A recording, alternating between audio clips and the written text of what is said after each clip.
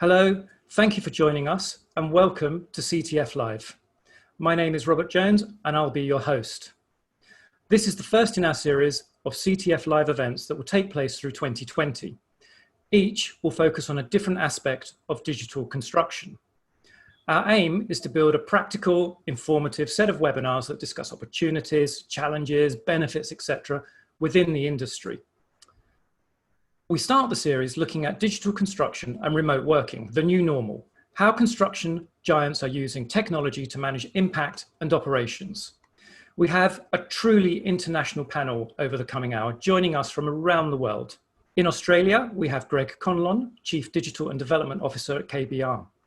In the UK, Giles Price, Chief Technical Officer for Europe, Middle East and Africa at AECOM. Also in the UK, Felipe Manzatucci, Director of Digitalization at Skanska. In the US, Keith Churchill, Construction Technology and Innovation Head at Bechtel. Here in the UAE, we have Najib Dalank, Head of IT at ALEC. And finally, joining us from Greece, we have Arif Boualwan, Senior Manager for Digital Transformation and Strategy at CCC. Now, the pandemic is forcing new ways of working brought about through governments and to an extent companies around the world, trying to slow the spread of COVID-19. A common theme has been to encourage employees to work remotely where possible. We've all heard the messages of stay at home, work from home, avoid unnecessary travel. But what about in the construction industry? There are functions and roles that we know can be done remotely, but ultimately people still need to get on site. So this webinar is going to explore the role technology will play in minimizing risks and enhancing operations. We'll start by looking at the new normal as it is today. And Greg, I'll start with you. So what are the tasks, roles, functions that you're finding are now being done remotely that traditionally would not have been? And as each of you answer, actually, could you give us a brief insight into how COVID-19 has affected current operations within your markets as well? Greg, over to you. Thank you, Robert. So KBR has a significant business in China and South Korea. So we were really engaged quite early in the pandemic, and as a result, really it forced us to respond early and respond efficiently. And we've seen a significant change in the way we've worked. We've found our customers very engaging. And in broad terms, I would talk in a few categories. The home office or project roles that KBR delivers have moved almost entirely to home. More than 90% of our home office staff are completing their day-to-day activities from home. We achieved that in a couple of weeks and we stabilised the productivity inside a month.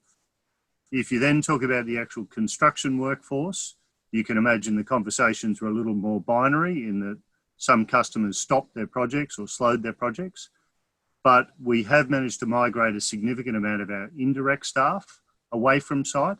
And we're really managing to run our sites with a much thinner back-to-back team, and really challenged now not to probably deliver, but to maintain good productivity, good safety, and a good level of enthusiasm, after people have got through the initial crisis period.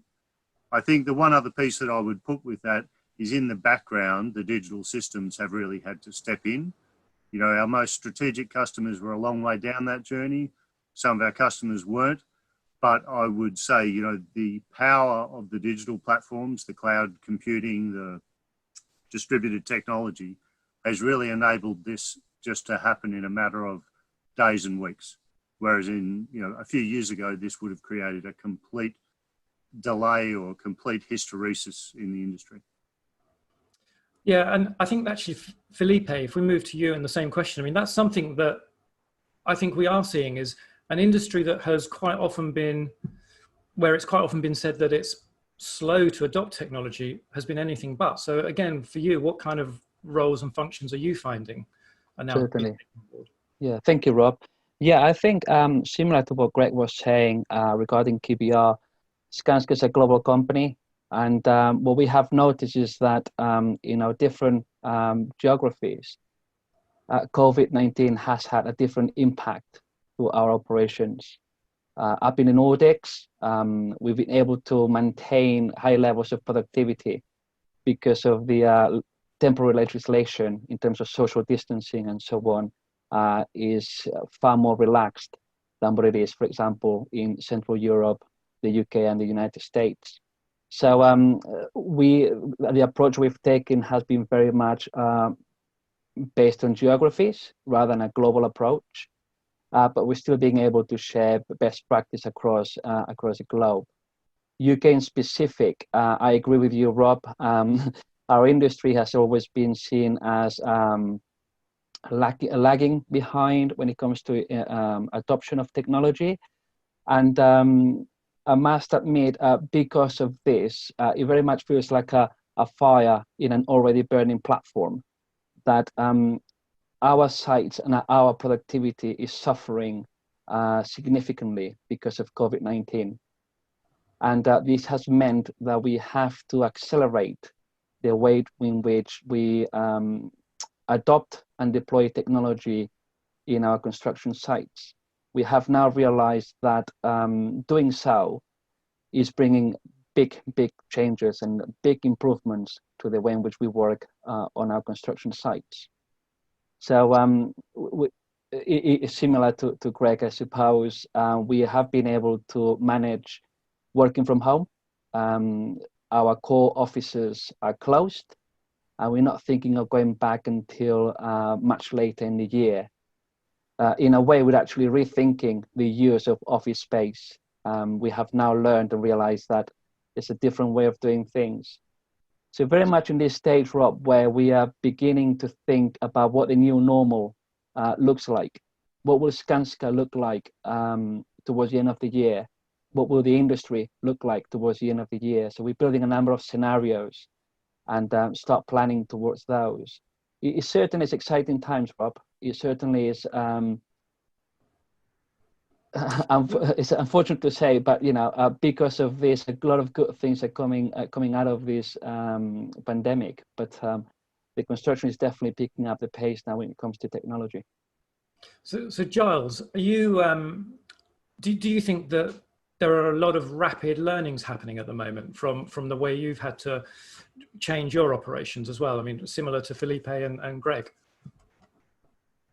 Yeah, very much so. And it's been amazing the amount of pace that we've been able to apply and how quickly that we've been able to adapt to sort of, a whole new way of working, moving onto our cloud-based systems. We had an initiative in place been sort of over a year now for Freedom to Grow, to allow people to work productively in the way that best suits them and best suits the circumstances. So similar to Greg, with over 90% plus of our people working remotely, working smarter. We're also training thousands of people to use new tools and to move from 2D to 3D. And we've been able to do that at a much quicker pace than we perhaps wouldn't have done without a sort of crisis scenario in front of us. And of course, on-site work, that has its own separate challenges that we're managing day by day, keep everybody safe. And I think actually that's a really good point that Giles has just made, Keith, which is a lot of this has been talked about for quite a long time, but actually now something has happened which is kind of pushing it through faster. And I guess that's what you're finding as well. Yeah, yes, absolutely.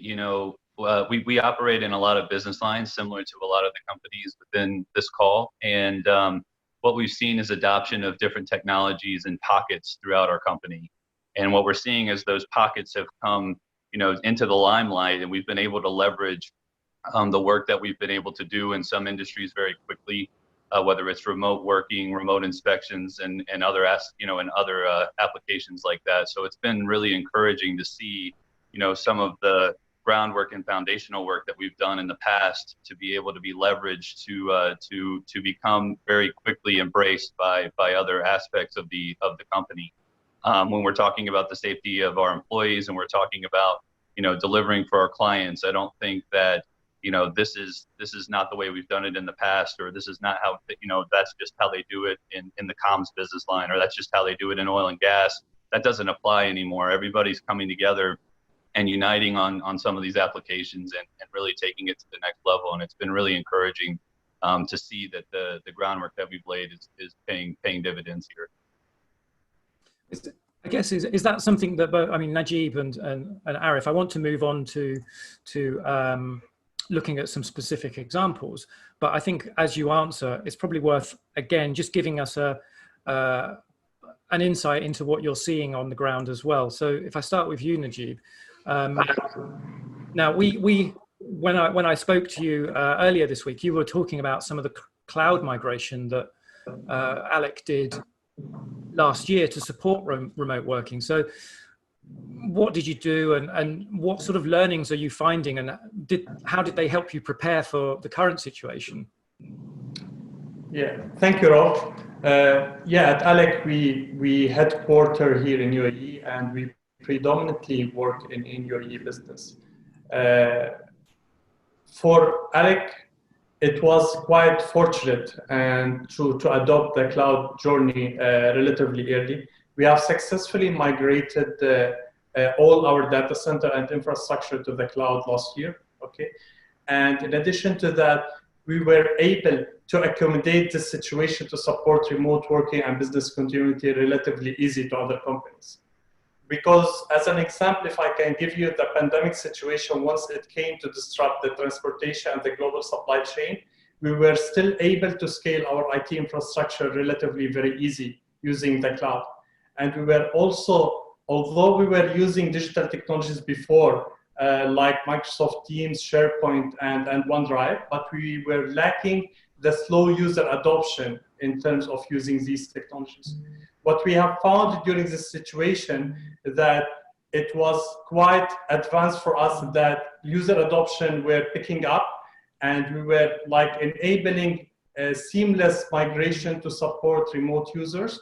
In addition to that, at this stage, we're sitting with more than 700 employees working remotely, more than 1,200 active daily users on Microsoft Teams, and around like they are collaboratively working together using these tools.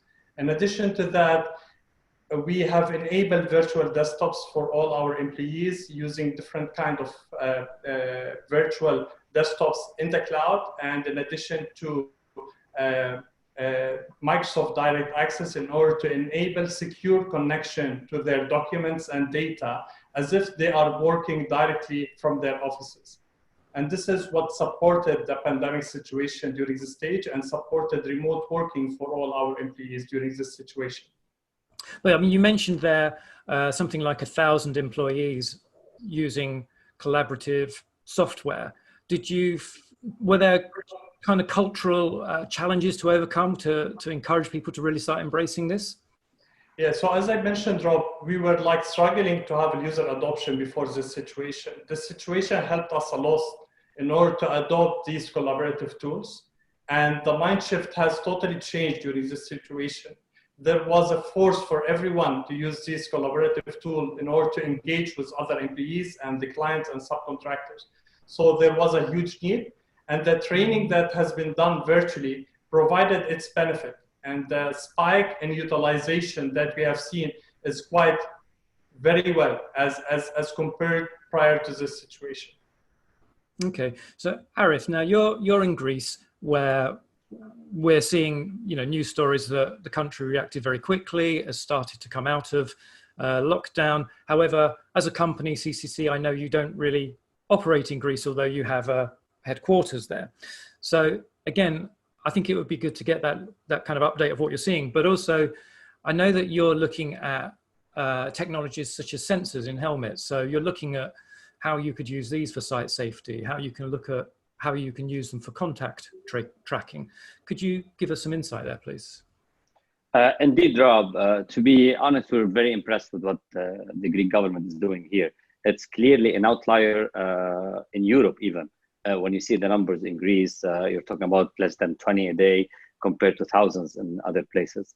So we're lucky enough to have a proper leadership in place to take early measures when it comes to Greece. When it comes to CCC, I wouldn't repeat the good ideas that came and the measures that were implemented, because many of what was said we're already implementing. Let me focus on the question that you asked me about the helmet and the sensors. Probably you're talking, Rob, about Wake Up.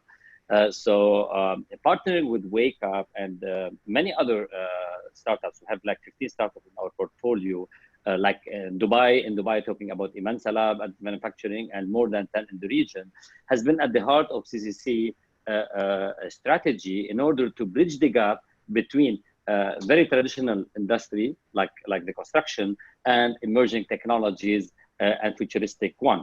It's no wonder, Rob, that the construction industry is one of the least digitized compared to all other industries. The productivity norms of the construction industry hasn't improved in the last 50 years, unlike automotive manufacturing, etc.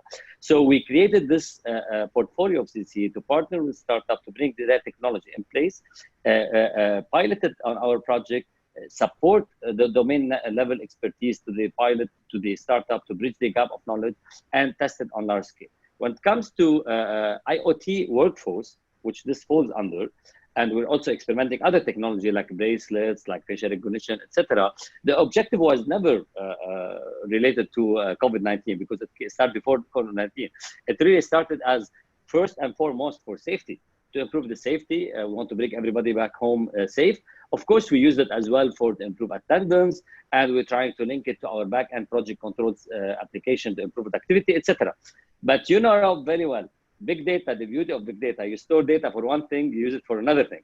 So now we have the data, okay, on few sites, luckily. So the challenge now, and what I'm trying to you, how can you use this data for social distancing, for contact tracking, etc., in order to protect the livelihood of our employees, yet maintaining our operation and delivering what's expected from us to our clients as far as project and construction, but definitely, Rob, at a very high cost at our end. That's really the, yeah. I mean, you're part of the European Union as well. So again, I don't know how much of your work is in the European Union, but are you having to think about the data protection laws there as well when you've got the data? Very good question, Rob. We have affiliated companies in the European Union, but not SEC. Most of our operations are in the Gulf region and the Caspian region, Kazakhstan, Uzbekistan, etc. And Africa, North Africa. This is the traditional areas. We had project in Australia, in Queensland, etc. We don't operate as CCC construction arm in Europe. Nevertheless, the GDPR, very good, the question you raised, applies to all European, even if they're outside Europe. So we have to, given that we have offices here, we have to implement GDPR. If you're European, Rob, and you're in Dubai, then whoever deals with you has to respect GDPR. So yes, we have taken all measures to protect the personal privacy of our labor and workforce when it comes to IoT. And that's a big challenge, believe me. Okay. And Najib, I think if I remember correctly, you have also been working on some contact tracing applications. That's correct? Yes, it's correct, Rob. So the situation has forced everyone to step out from their comfort zone. And at ALEC, we were fortunate in UAE also that construction was considered a critical sector, and the government allowed to continue operating in this sector along with extra health and safety measures. And once we got this direction from the government, we wanted to guarantee safety for all employees. And in order to do that, there was an urgent requirement to develop an app where we need to trace all COVID-19 confirmed cases at ALEC and provide it to the health and safety team with the primary information for all staff and laborers. The app mainly helps us to trace all our employees' private direct contacts, either from the HR module, from the CAMS module, from the meeting they attend on during the last 2 days, or their movement and travel history, along with their health symptoms that we capture on a daily basis. So in summary, the app was designed to track the whole process from the time a case is suspected by raising a questionnaire on a daily basis, undergoing a COVID-19 test, getting the test results, quarantine status, and receiving the clear status that yes, this employee can resume work. So the whole process helped us to better trace COVID-19 cases across all project sites and camps, and it allowed a better decision-making from the top management in order to handle situations and in order to limit the spread of virus between employees.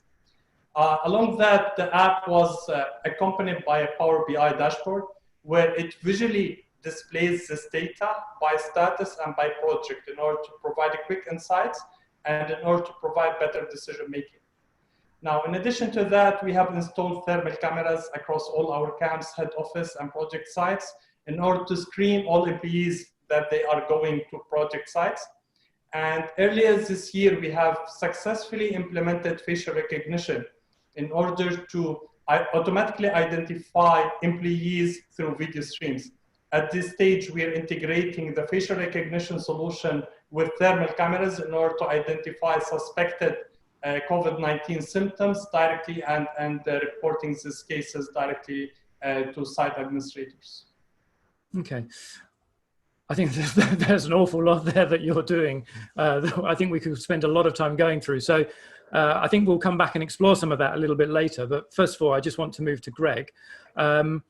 Now, KBR, a lot of your work is in the energy sector, and there's a lot offshore as well, which must make it very hard to maintain things like the distancing guidelines. So what sort of technologies are you exploring so that you can, again, look at monitoring and maintaining safety? Yeah, thanks, Robert. So I guess as we've transformed KBR over the last 4 or 5 years, a much larger percentage of our business is actually in the government and defence sector, 60 or 70% these days. But if I talk about energy for a moment, or what was traditionally called oil and gas, I guess we've seen a couple of particular issues.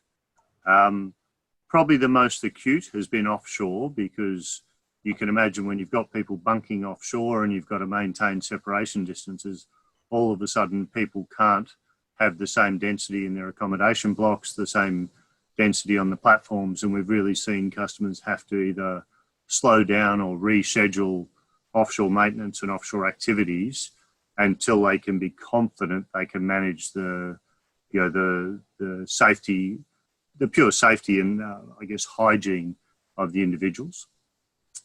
We'd already, if I switch to onshore oil and gas, geofencing's been around for a long time. We'd started to move towards individual location tracking, typically, using sensors that people carry with them for gas monitoring and other tasks, a bit like the helmet example that CCC gave. And we'd really done that primarily for safety, to help know where people were, keep the right supervision ratios, make sure the work areas were actually being managed effectively. But, I think Arif made a good point there. Once you've got the data, you can use it for other things. And, you start managing productivity and understanding where your workforce is.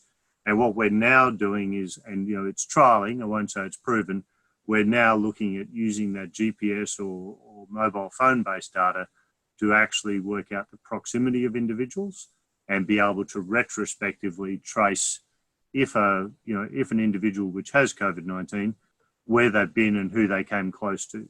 Now, that's nowhere near proven, but we've certainly got the ability to do it, and now it's purely a data management challenge.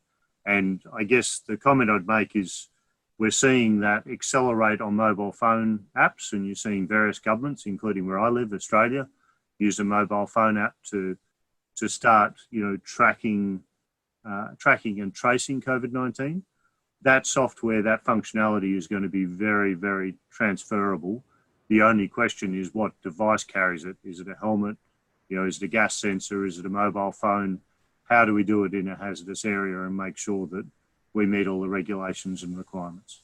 Okay, so you're actually seeing this as a technology that could be used going forwards in the future in multiple ways then?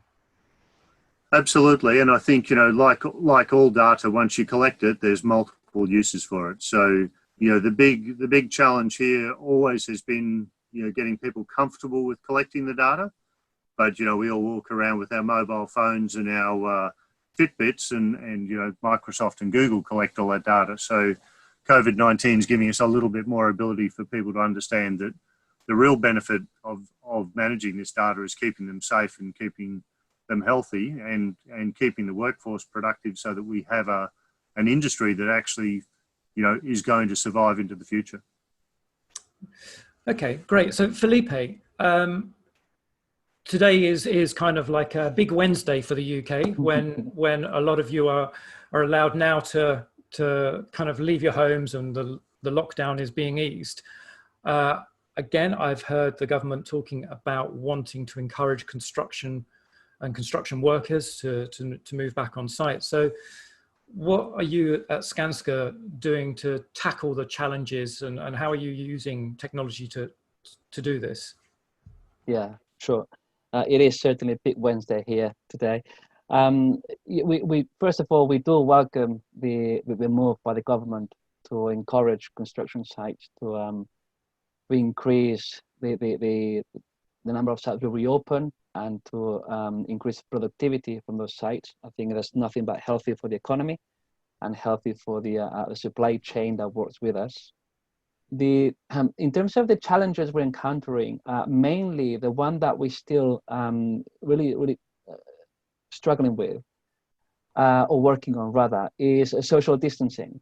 There's a 2-meter rule in the UK, and so there's limitations as to what, well, that 2-meter rule, you cannot work in close proximity to a colleague. So that's causing a lot of, well, it's making us think about how we overcome that issue. And the impact it's having on us basically is transporting people to site. So we're using technology to support us in becoming better at managing people moving from and to a site. So we use, for example, geographical information systems, GIS platforms, to know at any given point where our supply chain is, where the materials are coming from, where the workforce is. So we can coordinate a group movement of the personnel going to sites in a way that we can still adhere to the new legislation. Within the sites, that's like you've been hearing across the table here, the panel. We use proximity applications, distancing apps to ensure that individuals know when they're getting too close to each other, and we're able to demonstrate compliance with this 2-meter rule. We're working on shifts as well, making sure there's a deep cleaning process in between shifts to make sure that there's no cross-contamination. We do that through digital timesheets. So it's basically, it works in a Office 365 platform. That's something I want to share as well, Rob, is that all the technology we're deploying right now is technology that is available. We're not creating anything new. We're not developing new tools or new gadgets. This is stuff that we're getting off the shelf. We're just making the most of it, making it work for us. So in this instance, we're using, sorry. Which allows you to move faster, I guess, as well. Absolutely, Rob, absolutely. And again, the initial point we're making about accelerating the digitalization of our operations, it really is happening in a faster pace now. So we use digital timesheets. It's an Office 365 based platform that allows us to be a lot more direct, a lot more transparent with how we manage our workforce on sites. Okay. So yeah, there's a plethora of other things we use in terms of site progress reports. We use 360 cameras, drones where possible, anything that we can do to remove people from site. So we have a 3-point approach. Can we do the work off-site, and can we keep people off-site? That's the first point. If we cannot, then can we at least have as many tasks done off-site as possible? And the last resort is we will tackle the activity on-site with people on-site.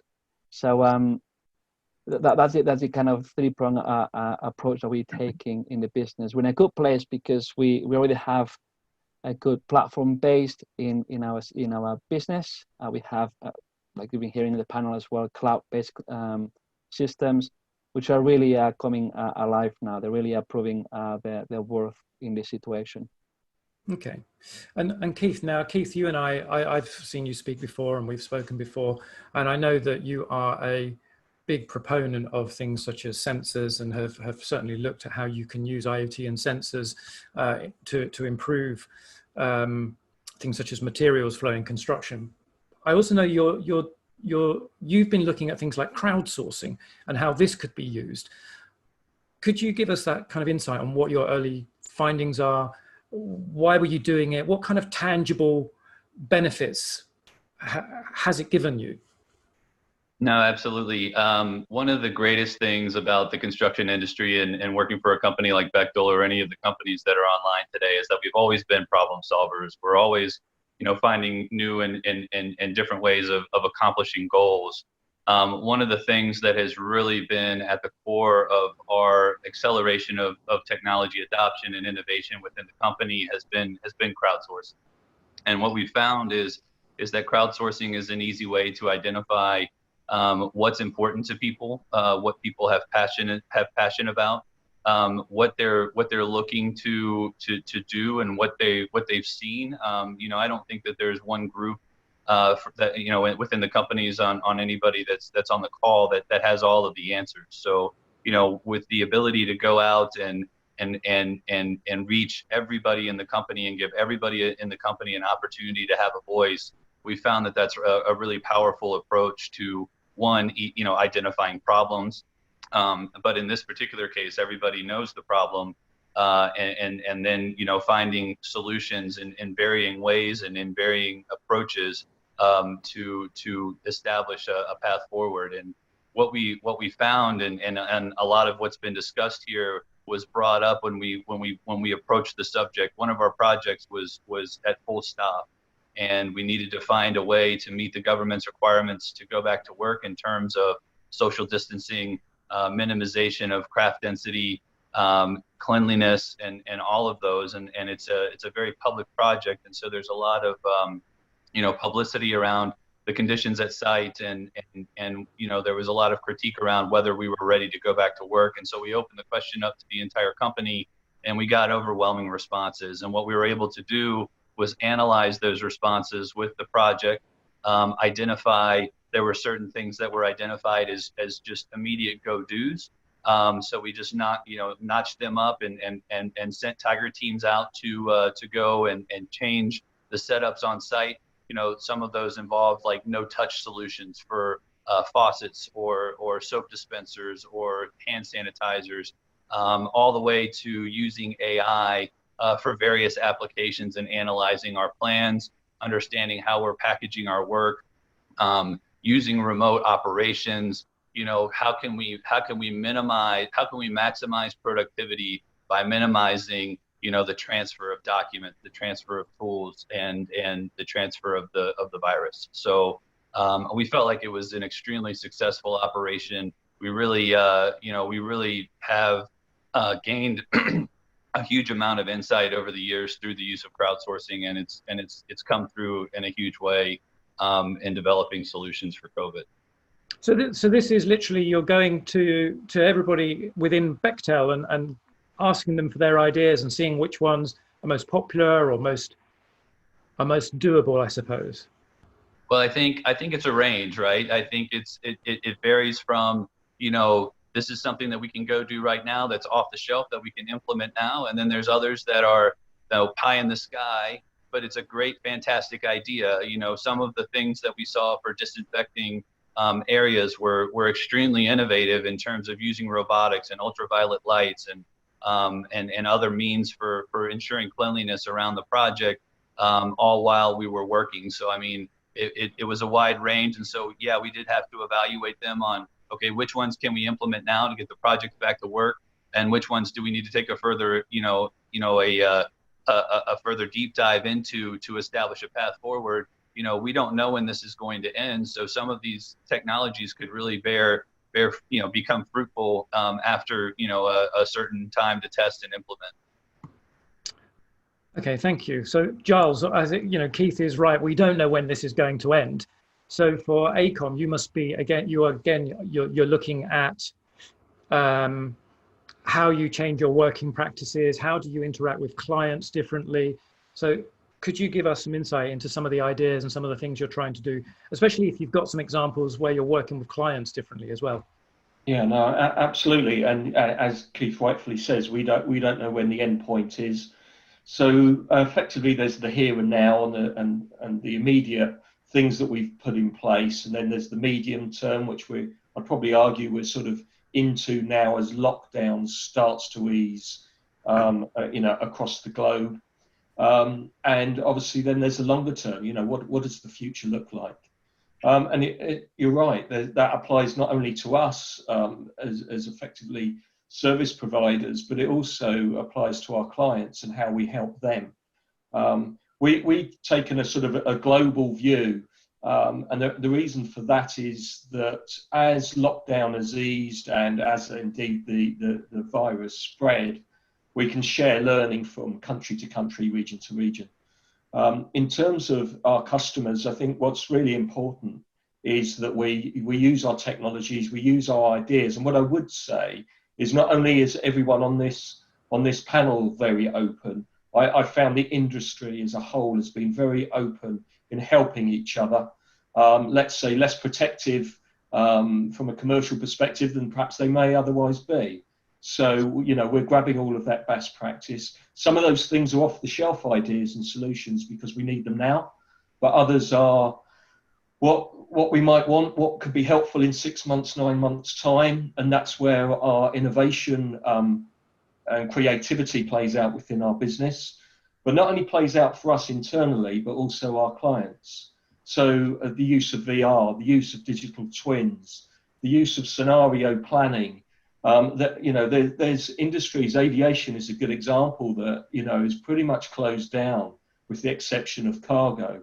So how do we help our clients within the aviation industry think about the future?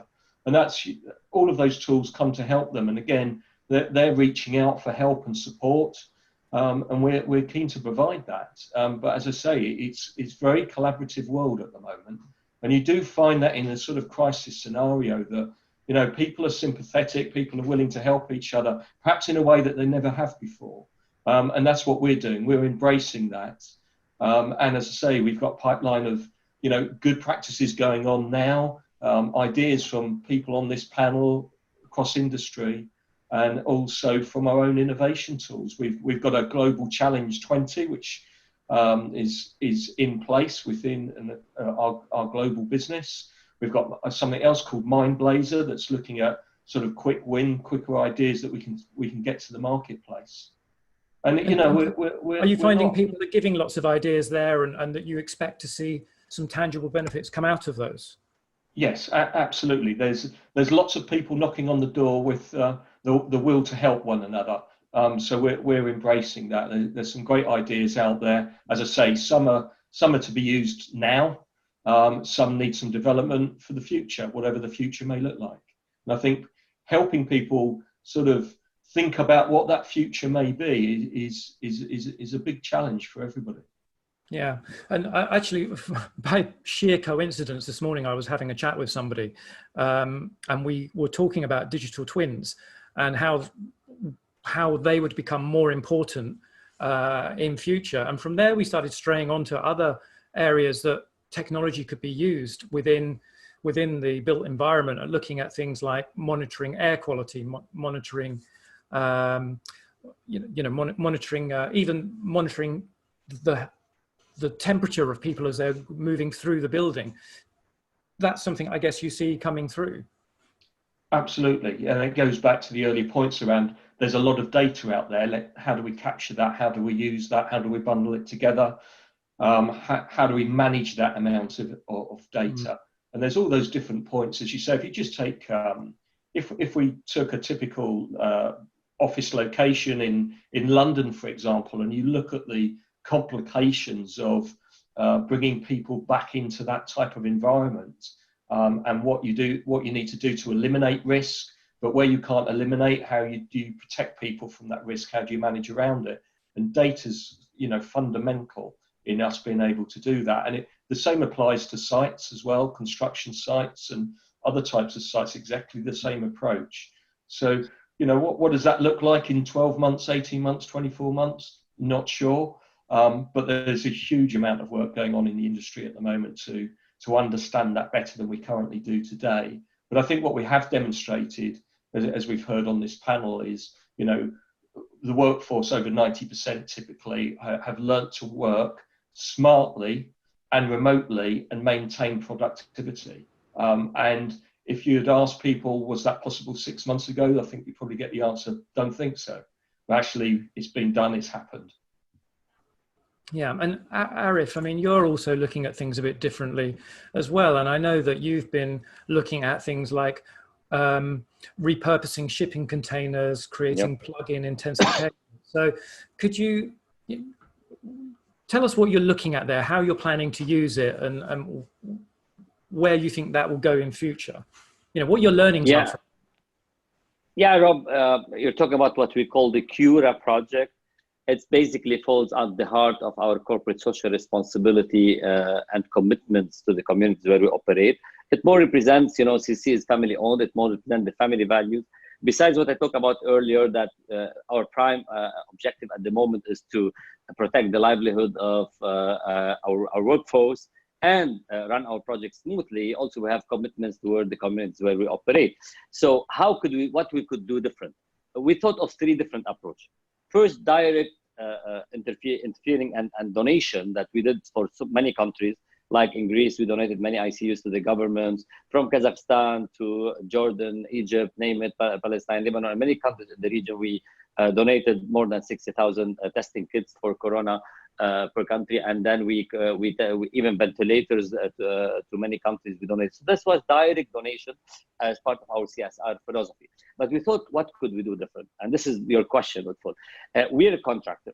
We're part of, we're partner of the World Economic Forum. So we have the access of the whole ecosystem, and this is where the Cura project came. And at the same time, we have past experience successfully build many hospitals. And we have the team who has the knowledge in constructing hospitals. But we thought it's not about constructing. With the peak, Rob, now during the peak moves from one country to another.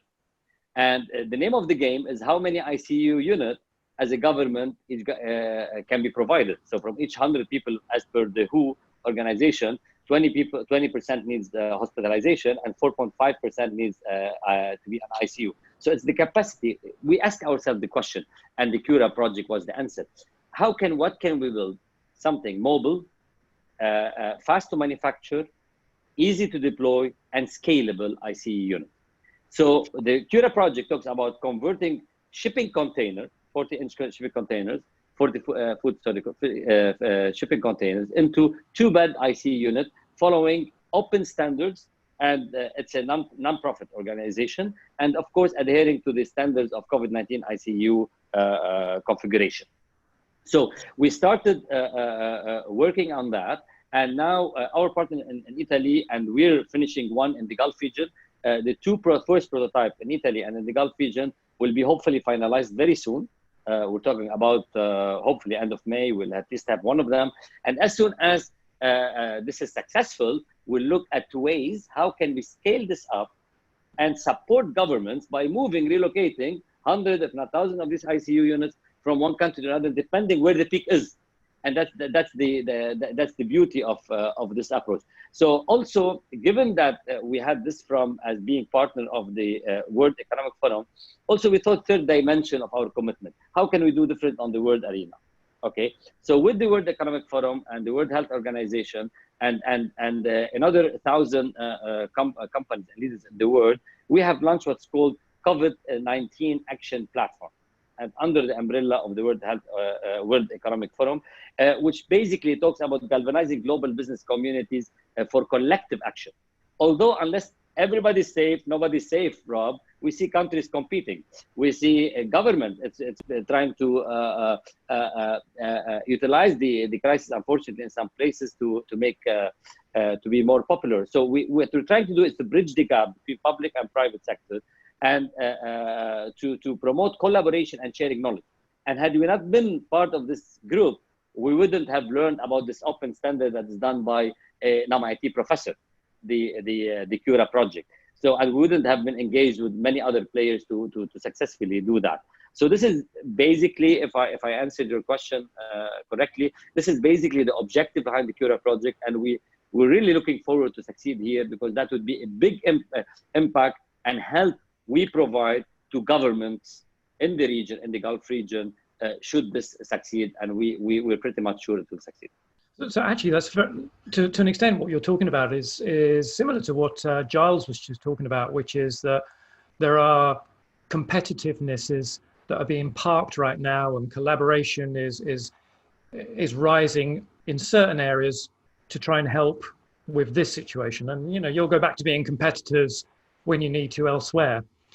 I want to move on a little bit about innovation and how do you get the investment. But before I do, I have a question I just want to ask Felipe, because Skanska, I know, are very big on things like digital twins. And again, Giles was actually just highlighting digital twins and how potentially they could be used. And just while I was listening and talking, it did make me think about, are you looking at how you could potentially use these differently? So rather than just using them to sense the health of the heavy assets within a building, the parts, you can use it to also monitor the people in a building differently. Is that something that's possible? Absolutely, it is possible, and it's something we already do. We have very much from the outset, we have our customers' benefit in mind. So it's important for the customer, if it's an office space, for example, in central London, to learn and to understand their asset the best way they can. And one of those aspects is my asset being used at its full potential? So we do have sensors. We partner up with a number of SMEs, experts in sensors, and they can tell the occupation levels of a given office space. So we're able to allow the customer, or our customer, to learn about how their assets are being used. Is it heating too high? Are the windows always open? The occupancy levels within the office space. And we enable our customer to have visibility of this data. Therefore, they're able to realize that, well, actually, I don't need two floor of office space in this building. I can do it one if I can be clever around hot desking, for example. So these insights from data is absolutely critical for our customers' success. And this is a way in which we use digital twins to give that information back to the customer. So you're right, it's not just about the building in itself, the condition and the operation of heavy plant, but it's about how the office is being used by the actual, by people, by actual end users of that asset. Okay, thank you. So moving on to the investment side. So Giles, I'm going to ask this, but I'll start with Greg first. There's lots of really interesting ideas coming through. Some of them are off the shelf. Some of them, I think, sound like they are technologies that were being planned or in development anyway. But we're in a period where cash flow is being heavily managed. So where extra investment is needed, there has to be an ROI. There has to be a real benefit. How are companies trying to, or how do people try and convince their boards that these investments are worthwhile? So I'll start with Greg, and then the same question to Giles. Yeah, so it's a good question. I'll probably answer the question in a few parts. The most immediate impact has been, health and welfare of our workforce first of all, and of course, to be honest, price is secondary to keeping people safe and healthy. So we've been able to simply, get great collaboration with customers to make sure everyone goes to work and comes home to their families, safe and sound. I think the next piece of the puzzle, which you've heard us all talk to, is there was massive barriers to utilising tools and systems that were already available. And, things like we're doing today on Zoom and MS Teams and all these other products. In the past, we all needed to do 6 and 12-month assessment programs and make sure it was all going to work. Well, guess what? We've just done it. And so I think what we're actually seeing is quite a different culture emerging, and we're actively engaging a lot of our customers about how to reimagine the future in terms of initially their workplaces and their work practices, but as soon as you do have that conversation in a meaningful way, you realize the leadership style has to change. And once you start leading differently and leveraging data and leveraging these tools, I think it's a different conversation and the returns are different. That said, you know, how are we going to get the innovation funded is a very difficult question. You know, I think the scale of COVID-19, the impact financially is going to, well, we know it will be massive, and there will be winners and there will be losers. I think the point Arif made is quite interesting though. Ultimately, governments and the private sector are going to collaborate to get industry restarted, to get employment restarted. So whether it's infrastructure programs across the US, whether it's, you know, green energy solutions in Japan or Australia, you'll see a lot more collaboration, I think, to make sure the industry doesn't actually stop. And so I think in the short term, the answer is funding the innovation will probably be a bipartisan solution. You'll see governments and stimulus packages help fund the bill. But, you know, we especially on the government side of our business, we have a lot of engagement with the governments. And I can tell you, I've already been on phone calls like, or video conferences like this, where they've said, we're not paying the whole bill. We'll help fund getting the technology off the ground. We'll help get the systems in place. And, you know, whether it's a cloud system, whether it's a common data environment, the governments see the value of the data, and then they'll say to the private company or the, you know, the oil company, right, now, if you really want to get the benefit of the investment, you know, we've opened the door, now you come through it, please. And so I guess I really see that sort of two-speed process of initially, you know, we can just sweep through and pick up the low-hanging fruit that we should have been doing anyway, but we all found reasons not to. Then we're going to have to actually get together with government and industry and say, what are the industries of the future? What are the projects of the future? And how do we unlock the potential? Otherwise, you know, we face a very, very long and extended financial depression. So Giles, do you agree it's public and private sectors working together, picking off the low-hanging fruit, and then looking at how bigger projects or technology projects can be collaboratively funded and used? Yeah, no, absolutely. And I couldn't agree more with what Greg has just said there. I think I'd start also by saying we can't afford not to invest. And perhaps now's the time to be bolder than we perhaps would have been in the past. And, you know, some interesting McKinsey research on that subject that says, actually, it is a time to be bold, innovate, creative, and look at your business model and how it moves forward. And we've certainly not stopped doing that as a consequence of where we are now. We continue to look at what's going on, what's best, talk to our clients, what their needs are, what they now think their future needs are. And there's things also, you know, without, obviously it's not innovative in the context of today's world, but if you look at modular buildings and the modular approach to construction, and you just step back and think, well, actually I can do it more productively, safer, more cost effectively, with better quality and better sustainability. So, you know, it's moving up the agenda, and it's done over the last 10 years. But perhaps now there's a springboard that says, actually, this unlocks so much.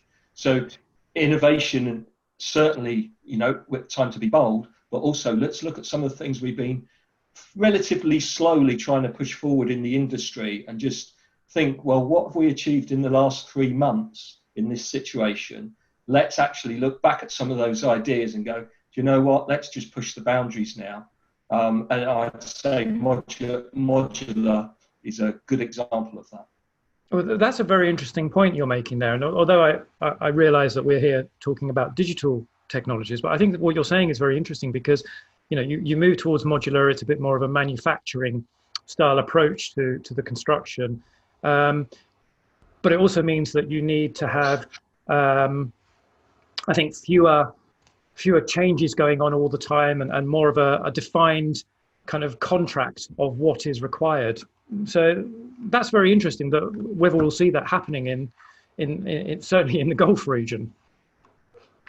Yeah, no, it's interesting. Obviously, you know, it's underpinned by digitalization as well. It just lends itself to go hand in hand. So I think, you know, a good example. But I think we'll, by nature of what we're facing now, tomorrow, next month, 6 months down the line and beyond, that actually being a bit bolder, being more collaborative is going to give us a better result. And I think, you know, be it UK PLC, you know, Continental Europe PLC, you know, global PLC, we have no other option. Yeah, indeed. And it'll be very interesting actually in the Gulf to see how that rolls out. So a lot of these innovations are being done out of necessity of the situation. So I think, you know, Keith and Felipe, I want to move to you now. I'll start with Keith. How do companies plan and implement a digital strategy that can be rolled into future projects? What needs to be considered? I mean, this is also a good question, and I really commend Greg and Giles for their discussion around how things are being adopted and how to collaborate, because I think that that's really an important aspect of this, because it's, if you don't get the opportunity to try things in an expedited manner, and you have to wait for the next project or wait for the next project in order to try new things, that's really what's been driving our slow adoption. So now we've got this springboard to be able to enable projects to say, hey, come try this, and we're being successful in certain applications, and that's going to drive more success in other applications. And I think that as we see adoption in this COVID related activities, why can't we apply that to changing the specifications or changing the approach to the other projects? From a digital strategy perspective, I really believe that when we're taking a look at the new applications that we're implementing now, don't forget to manage and keep the data, have an understanding of the KPIs that you need to be monitoring in order to decouple the digital solution from, that we're implementing today that is COVID related, and really have an understanding of the benefits that it provides from a productivity perspective, from a quality and safety perspective, in order to be able to communicate those, to those board members that you discussed earlier, in order to, if this does end and we do go back to normal, a lot of these technologies we were looking at prior to the outbreak. And so I think that it's just really important to be able to say, these are the benefits that it provides, that these applications provide as it relates to limiting the spread of a pandemic. But these are the benefits that it provides from a business perspective. And these benefits have always been there. And like a lot of people on this call have said, we've been slow to adopt. We're adopting these now. There's no reason to regress, if this ends, and there's no reason not to continue if it doesn't, just based on the fact that, for an easy example, people have been able to be as productive or more productive remotely, just because of the systems that we have in place and their ability to communicate, to visualize, and to operate in this way. And so I truly believe that as we move forward, we need to make sure that we're establishing the business cases, and we're proving those business cases quickly, in order to keep these as a foundational piece of the industry moving forward. Okay, and Felipe, same question for you. I happen to agree with what the panelists have been saying, Rob. I think the first part of your question is around innovation, and at this specific time of C-19 pandemic. And I think I make the point of saying that although the construction industry has always been seen as maybe not much of an innovator because of the amount of R&D funding that can be put into it, we have not done it. So as an industry, we have been very creative, very innovative with new ways of construction. And so I think a key thing that we ought to take forward from what we've learned in this instance is that open collaboration, that innovation should be now a strong and really, in pen written in our agendas going forward for business plans, because really is the only way to actually move the industry forward and find solutions to problems that affect all of us. We're all we all have the same challenges. We're all scratching our heads to find the same solutions to the same problems. So open collaboration really is a key thing to take forward. From a digital point of view, a digital strategy, I think you'll find that all construction companies nowadays have one. And the key thing about a digital strategy is making sure that you become a data genius. You have to have a data platform that allows you to, through API connectivity, as we were hearing from the panelists, to have the ability to manage and understand that data that we're producing every second of our operations. So a number of papers have been written around dark data, and we did analysis, and 85% of the data in the UK construction sector is dark, as in we don't know even exists. So the ability from any construction company to be able to capture that data and really understand what it's telling us, really understand ourselves, how we operate, how we perform as a business based on that data, not based on perception or gut feel. That is absolutely essential for any construction company going forward with digital strategy. Okay, so I think we'll move on to audience questions next, but because I can see we've got a lot of questions. But before I do, just one final question I'm going to ask for Arif and Najib, and that is, we started by talking about the new norm as the current situation is. How do you envisage the new norm for the construction sector in the coming year or so as we start to emerge from this, in terms of technology scenario? So Arif and then Najib.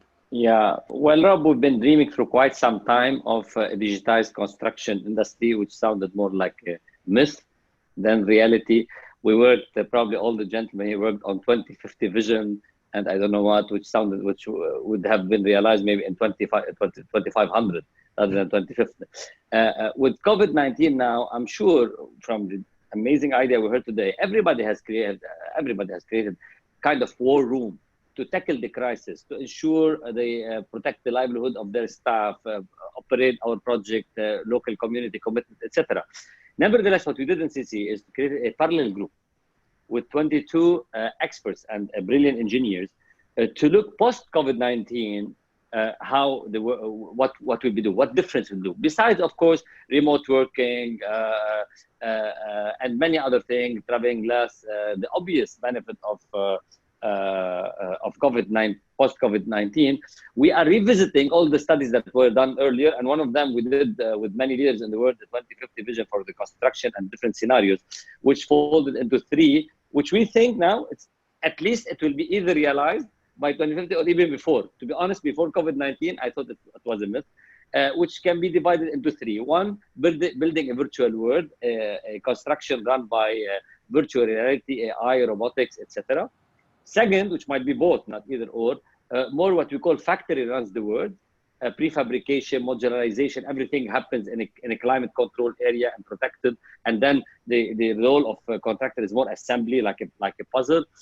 And third, I think, Rob, it's most important, we should not let COVID-19 make us forget it. COVID-19 is a very bad pandemic, but it's gonna kill humanity.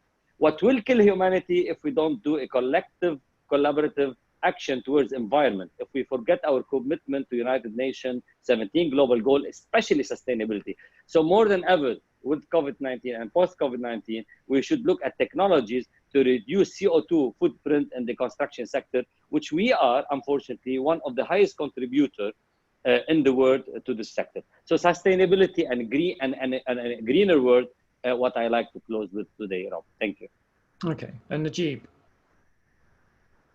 Yep. Look, Rob, this situation is considered a wake-up call for all companies, especially in the construction industry, which was considered among the least digitized industries, according to McKinsey. Companies now need to refocus and instead of focusing on the daily operation needs and try to invest more in digital technologies. And it showed a huge benefit during this crisis. In addition to that, the pandemic has forced us to look and introduce digital technologies which weren't considered before in the construction industry. And it showed that the user adoption for such digital technologies has a high pace during this situation, which allow us to move forward in terms of adopting these digital technologies.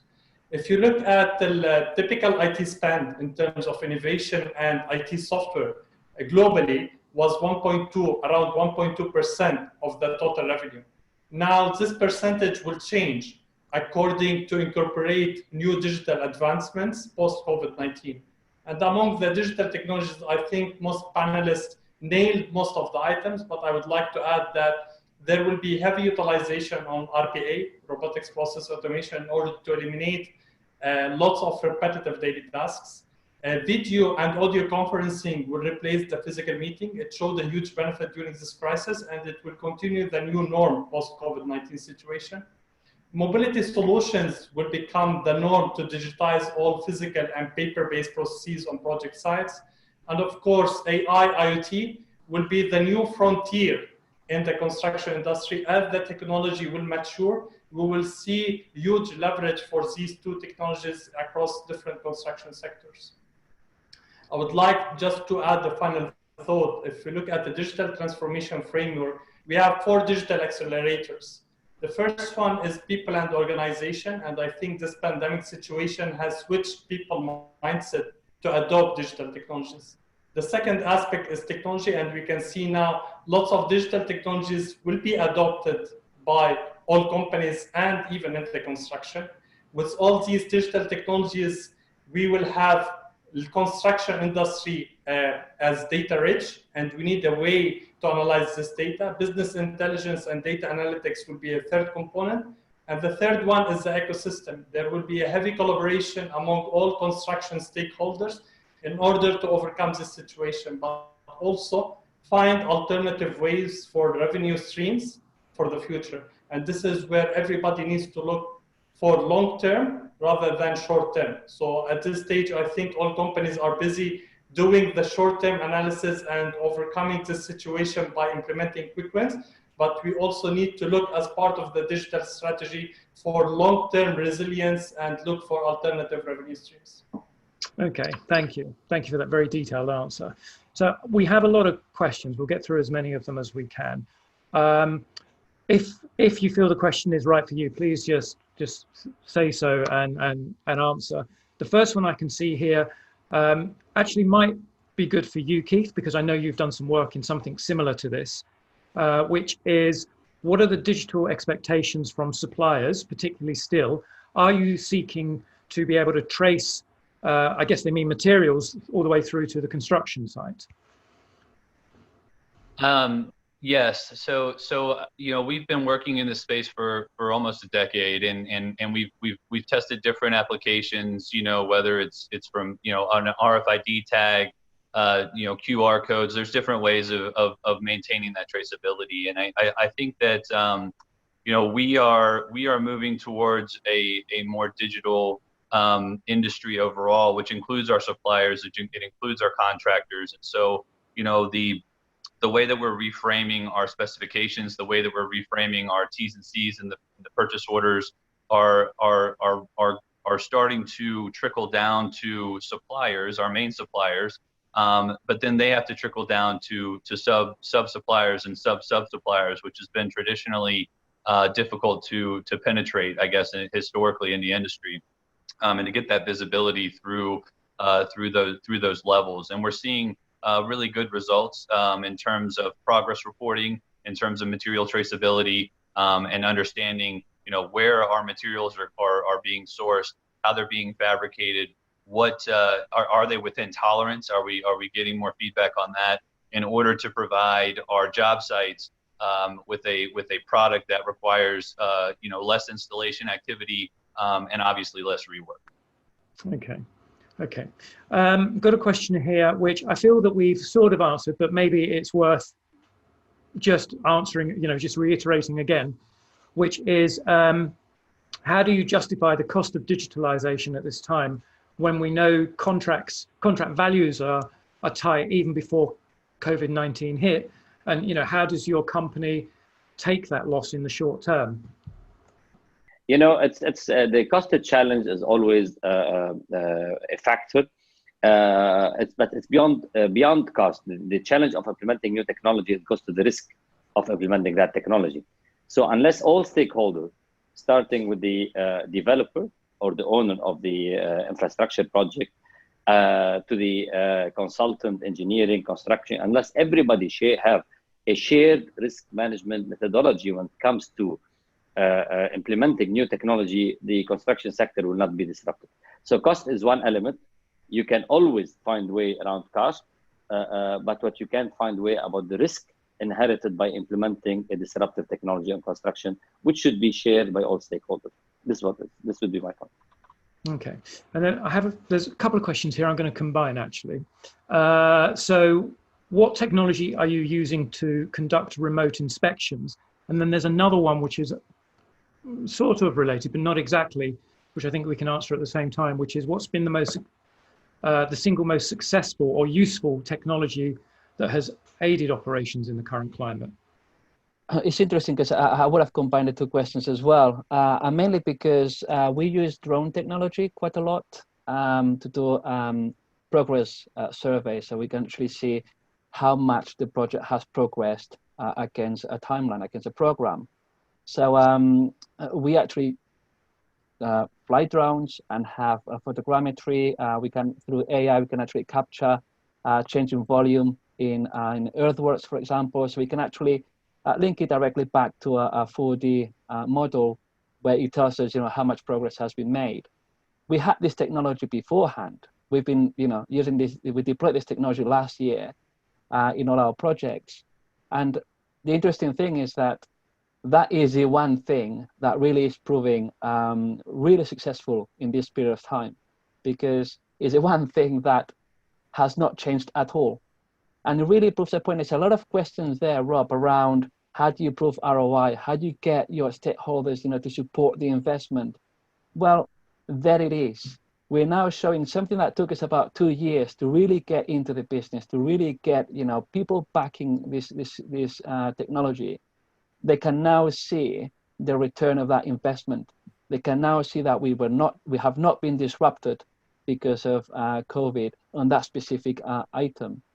So they're really how you put it across, how you sell that idea to the budget holders is absolutely very important. But there's many, many examples worldwide, and you just heard it here in the panel, where you can use case studies to demonstrate how those solutions really have brought really good, a good return of investment. So, that's one of the items that we have noticed has worked really well. Drone technology. We've got people flying drones on site with an operator at home checking progress, which is almost like science fiction.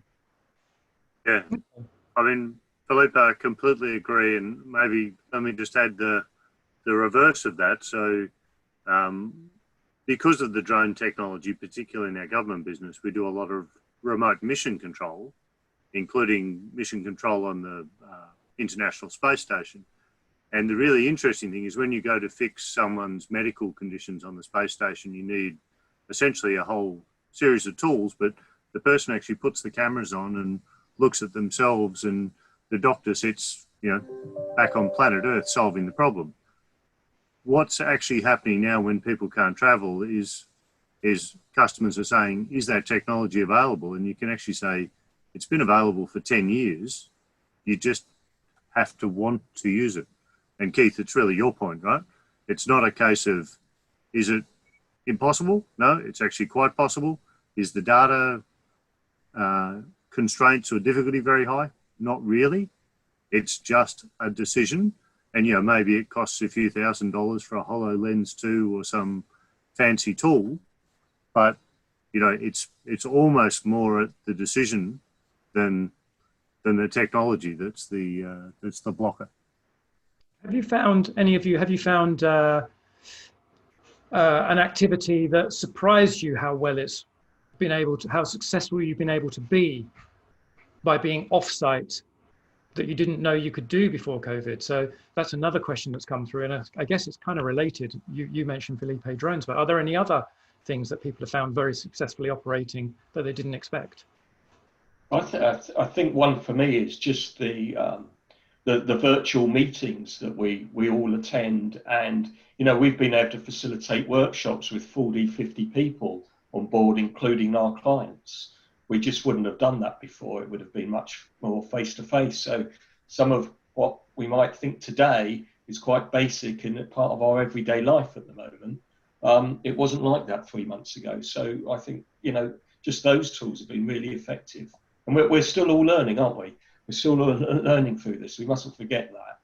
Just how do we conduct these types of panel discussions? How do we carry out a performance review on a one-to-one with one of our team members? How do we get 3 or 4 different clients on a workshop, which is involving 40 or 50 people? And we're learning. We're not perfect, but we've come a huge way in the last couple of months. Unbelievable. Yeah, kind of along the same lines there with the remote discussions. We've been leveraging video conferencing for vendor discussions and implementing, walking through the step-by-step process in order for startup and commissioning of certain equipment, which has been hugely beneficial for us, especially when you can't travel and you've got projects that are going to continue moving forward.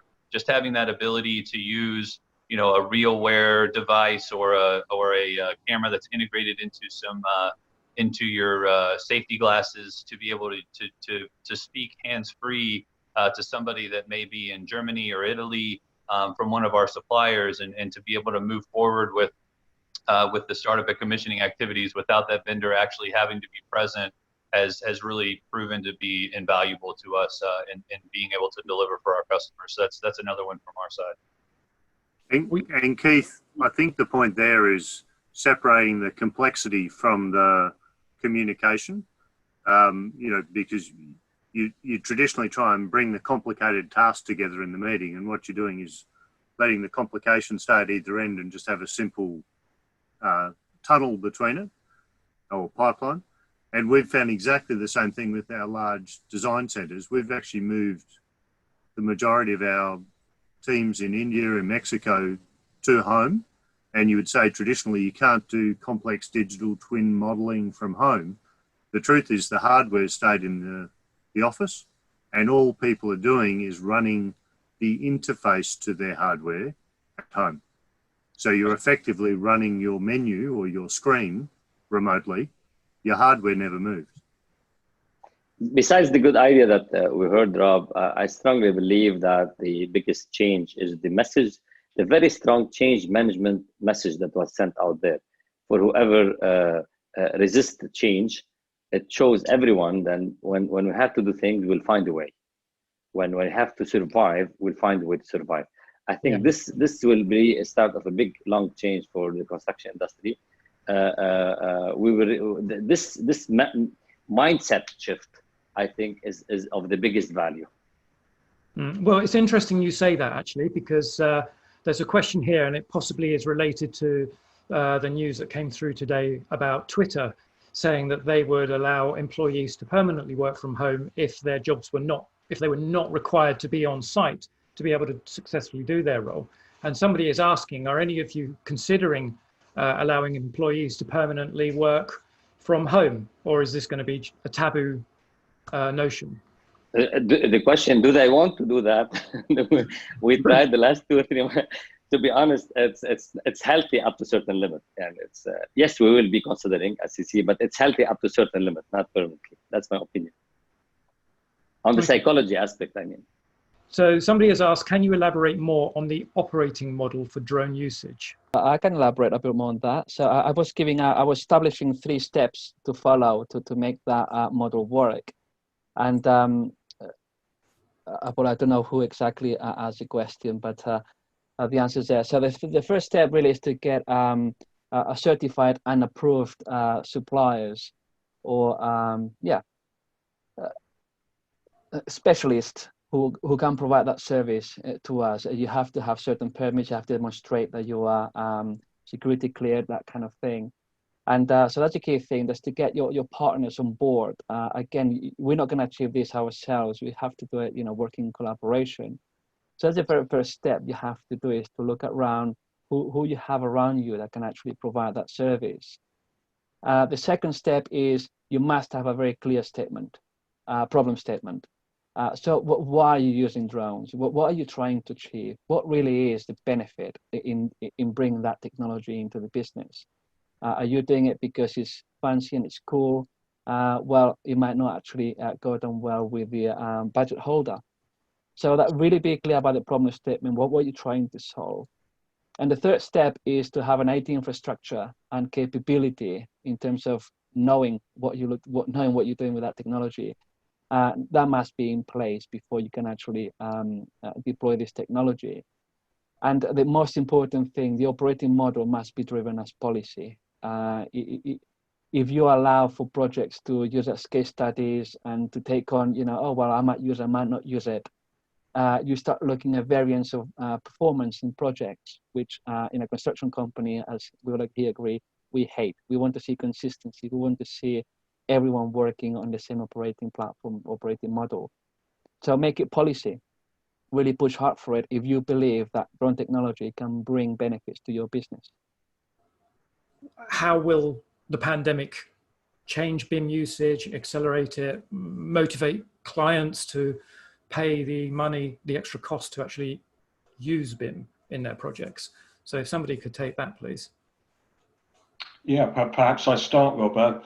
Yeah, very good question. And yes, the simple answer is it accelerates as we move sort of 2D world to 3D world and beyond a 3D world. So being able to be smarter in our design and our approaches, being able to be smarter in terms of how we relate that to our clients is ever more important. And what I would add as well, and we've not particularly touched on this, is in the challenges that we're all facing day to day at the moment, just remember quality is an absolute priority for us. Just think about the quality management and how we do that in a virtual remote world. And BIM plays its part in that as well. So the use of BIM and making sure we've got the right quality management process and procedures in place and all the checks and balances, checking in with people that otherwise would be tapping you on the shoulder in the office, and obviously they can't. And making sure that people do have access to those tools and are performing everything in line with your quality procedures is absolutely critical. But we've certainly seen our use of BIM move significantly in the last couple of months. And but will clients be prepared to spend the extra money that it will take to be able to use BIM on a project? I'm not sure. Price win environment. Yeah, I'd probably argue, is it any more money? Okay. I agree, guys. I agree. If you take the waste, if you take the lean approach and you take the waste out of the system, it at least is a neutral balance, if not more cost effective and more productive. So I'd suggest actually it reduces their cost, it reduces their risk. If time permits, Rob, I'd like to add something here to what Bill said. Yeah. Okay, it's definitely, I totally agree with about BIM by its own drives efficiency. And with a struggling economy like the industry like the construction one, with low margins of profit, BIM is a necessity. Plus, second reason, from efficiency perspective, second reason, in Dubai, for instance, above certain size of a project, BIM is a legal requirement. And in many other countries, it is legal requirement. Third, and most importantly, if you're doing any digitization like 3D printing or whatever, BIM is a prerequisite. So so even before COVID-19, for large projects that we operate and many of the leaders here operate, I don't think BIM is a choice. BIM is a necessity. Okay, so I was going to ask a question about, I'll try and maybe if we can, they're not particularly related, but I was going to ask one more question, but I've just seen a really good question come in as well. I wanted to ask about the introduction more of green technology. Will that happen? Will coronavirus, will that speed up the introduction of green technology? I mean, you mentioned earlier, or somebody, I can't remember who mentioned about the construction industry. I think it was you, Arish, not being, very sustainable. We know that concrete, for instance, is one of the key reasons here. Or a key reason.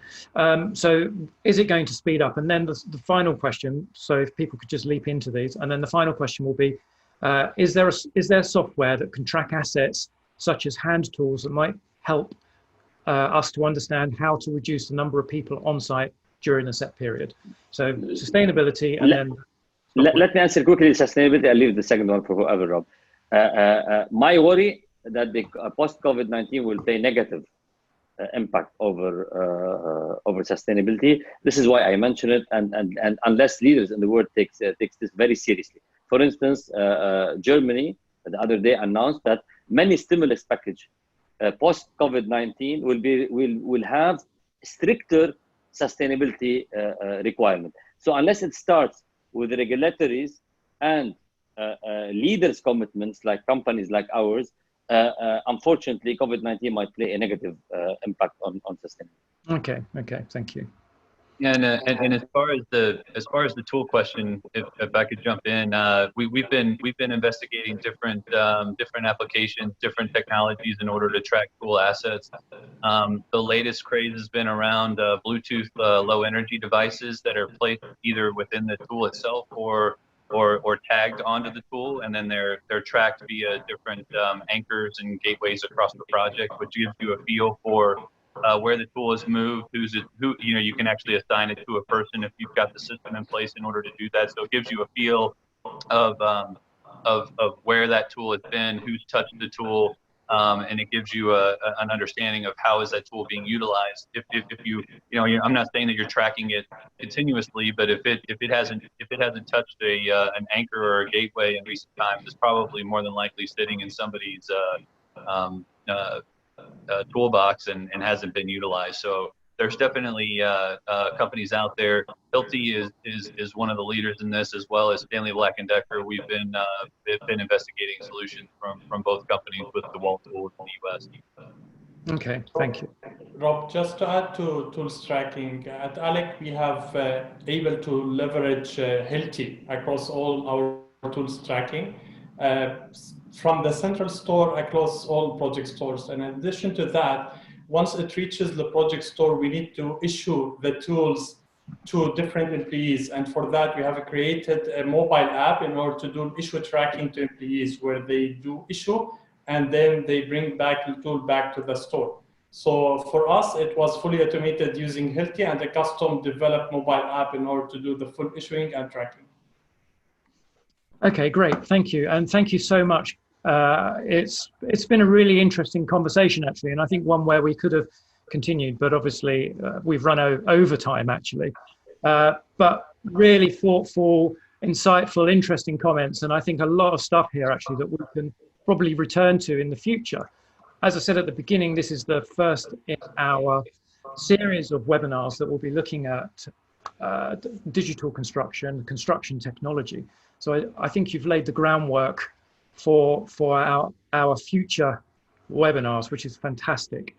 We also want to announce the dates for our next physical event, the Construction Technology Forum in the UAE. That will take place in Dubai on the 23rd, 24th of February in, 2021 now. For the first time, CTF will also include the Construction Technology Awards, which will take place on the second day, on the 24th. These are a set of awards. I can see that they're now being shown on screen. A set of awards that we really want to be able to celebrate and highlight good use of technology in the sector. But we're really excited to be announcing these, and we hope that you are too for entering them.